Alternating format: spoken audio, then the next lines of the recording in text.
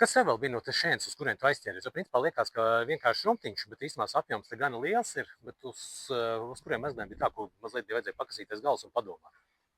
Kaut kas tāds nestandarta risinājums. Kas krīt acīs, tā ir notika. Tas bija šausmīgi čakarīgi, bija jājauc fasāde ārā. Cauruli varēja ielikt tikai tur, kur ir platais dēls, jo viņš vienkārši neiet nekur citur. Karnīzi mēs pačakarējāmies, diezgan bija sarežģīti, jo tur bija priekšā finieris.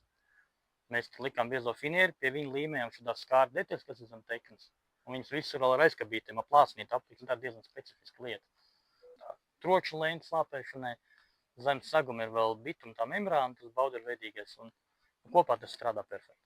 Tiešām vispār nedzird jumtu pilnīgi, viņš ir tāds tā kā skaņu slāpējošs. Principā sanāk tā, ka te ir tāda, ja tā pragmatiski paskatās virsū uz to materiālu izvēli, te ir tāds, teiksim, tā kā es pat teiktu tā, tas tāds parauga objekts ir, kur, kad, teiksim, tā ieklausās meistara pieredzē ņem vērā un izvēlas labāko risinājumu, jo te, principā, tā arī sanāk, apakšā ir apakšklājs, sanāk tā skaņas amortizācijas lenta, un tad vēl attiecīgi šaurais valdes profils un vēl nulles. Daudz nianses,